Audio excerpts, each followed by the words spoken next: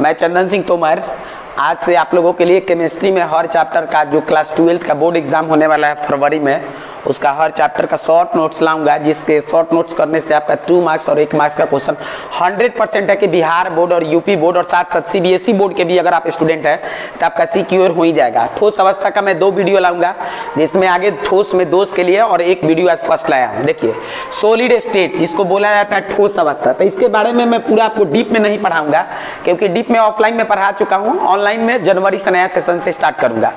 तो ठोस अवस्था में सबसे पहले तो देखिए हम लोगों से सबसे पहला क्वेश्चन बनता है कि क्रिस्टलीय और अक्रिस्टलीय ठोस में क्या अंतर होते हैं। ये क्लासेस उस बच्चे के लिए इंपॉर्टेंट है जो पढ़ चुके हैं। तो क्रिस्टलीय ठोस या अक्रिस्टलीय ठोस आपको वहां पर नहीं, हम ऑब्जेक्टिव के लिए आते हैं। अक्रिस्टलीय ठोस आएंगे तो केवल इन 3 ऑप्शन को आप याद रखिए, क्योंकि यही 3 ऑप्शन आपके ऑप्शन में रहता है। कांच, कांच को शीशा भी बोल सकता है, कांच, रबर और प्लास्टिक को याद रखना है। अक्रिस्टलीय ठोस में प्लास्टिक किसी प्रकार का पॉलिथीन वगैरह हो, टेफ्लॉन, वो भी टिक मारना है। कांच, रबर, प्लास्टिक अक्रिस्टलीय में, अक्रिस्टलीय में कांच, रबर, प्लास्टिक, बाकी सारा क्रिस्टलीय में आ जाएगा। जैसे जल हो गया, लोहा, सोना, चांदी, तांबा जो भी हो गया, आप उसको क्रिस्टलीय में मारिएगा। लेकिन बार बार यही पूछता है कि निम्न में कौन अक्रिस्टलीय ठोस है। तो कांच, रबर, प्लास्टिक, मेरे साथ एक बार बोलिए, कांच, रबर, प्लास्टिक और क्रिस्टलीय ठोस, बाकी को आप क्रिस्टलीय में मारिएगा। इतना अगर आप ध्यान देते हैं तो आपका मरेगा। उसके बाद एक क्वेश्चन बनता है कि क्रिस्टल मूल तंत्रों की संख्या कितनी है। अब ये मूल तंत्र क्या है मैं इस वीडियो में नहीं पढ़ा रहा हूं, लेकिन बता रहा हूं। मूल तंत्र का मतलब होता है कि जो आपका यूनिट सेल होता है कितने डिजाइन का बन सकता है। तो मूल तंत्र की संख्या 7 होती है, सीधे आपको रट लेना है, इंपॉर्टेंट है आपके एग्जाम के लिए। वेबर जालक यानी कि मूल तंत्र से टोटल जालक कितने प्रकार के, जैसे एसीसी, बीसीसी, सरल रेखा कोष्टिका, तो 14 होते हैं। तो इन 2 क्वेश्चन में बच्चे कंफ्यूज होते हैं। देखिए मूल तंत्र की संख्या पूछेगा तो 7 बताना है, क्रिस्टल जालक या कुल वेबर जालक की संख्या पूछेगा तो 14 बताना है। अब इसके बाद हम लोग मेन रूप से घनीय कोष्टिका से क्वेश्चन आता है, जिसमें आता है सरल एकक घनीय कोष्टिका, जिसको एसएससी बोला जाता है। समय कम है इसलिए मैं शॉर्ट में लिखा हूं। और अंत एकक कोष्टिका जिसको बीसीसी बॉडी सेंटर्ड, और फलक केंद्रित एकक कोष्टिका एफसीसी। अगर आप चार्ट याद कर पाते हैं तो आप समझिए कि इससे 3, 3, 6, 3, 9, 3 चौका 12 और 3 5 15 ऑब्जेक्टिव आपके चुटकी में होगा।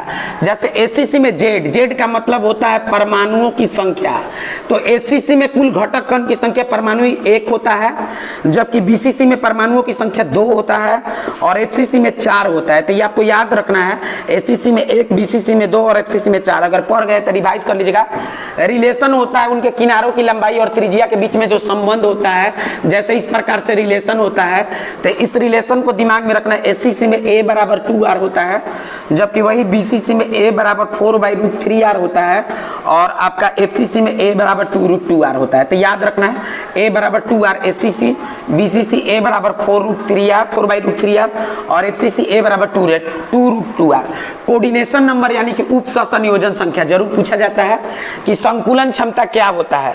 तो एसीसी का संकुलन क्षमता 6 होता है, बीसीसी का 8 होता है, याद रखना है, और एफसीसी का 12 होता है। एफसीसी के साथ साथ आपको 3D एचसीपी भी पूछता है, तो उसमें भी 12 बोलना है।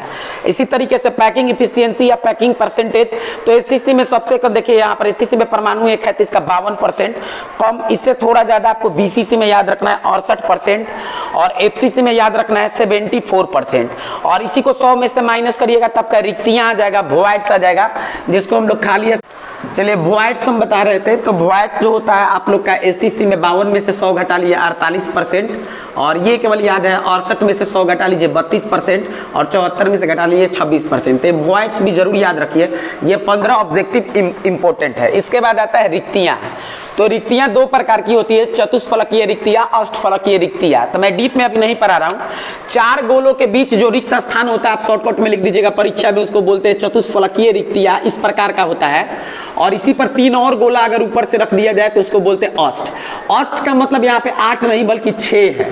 तो इससे आपसे एक नंबरिया क्वेश्चन बनता है कि चतुष्फलकीय रिक्तियों में रेडियस का रेशियो क्या होता है, बीच वाले रेडियस का। तो याद रखना है r बराबर 0.225r, किसी तरीके से याद रख लेना है r बराबर 0.225r। और कोऑर्डिनेशन नंबर इसका 4 होता है, उप संयोजन संख्या चतुष्फलकीय रिक्तियां का। इससे एक आपसे न्यूमेरिकल क्वेश्चन बनता है कि अगर चतुष्फलकीय रिक्तियों की संख्या n है तो गोले की संख्या 2n करना है। आपसे क्वेश्चन डायरेक्टली पूछा गया 4 तो 4 दूनी के 8 मार दीजिएगा। अगर n दिया गया तो 2n। उसी प्रकार से ठीक उल्टा है अष्टफलकीय रिक्तिय में 6 गोलों के बीच रिक्त स्थान को हम लोग अष्टफलकीय रिक्तियां कहते हैं। इसका रेडियस रेशियो है r बराबर 0.414r, जिसका डेरिवेशन होता है, लेकिन अभी हम लोग शॉर्ट नोट्स बना रहे हैं। और इसका कोऑर्डिनेशन नंबर 6 गोलों के बीच में अष्टफलकीय रिक्तियां, और इसमें अगर रिक्तियों की संख्या n है तो गोलों की संख्या n मारना है। याद रखना है कि अगर चतुष्फलकीय में अगर गोला 4 दिए, रिक्तियां 4 तो गोला 8, लेकिन अष्टफलकीय में 4 तो 4 ही मारना है, n का n ही मारना है। इतना बात आप लोगों को ध्यान देना है। और नेक्स्ट वीडियो में मैं आप लोगों को इसके बाद का जो क्लासेज होगा, जो दोष होगा वो बताएंगे। लेकिन आप हमारे वीडियो को थोड़ा दबा करके सब्सक्राइब कीजिए, लाइक कीजिए और शेयर कीजिए। जय हिंद, जय भारत। Thank you.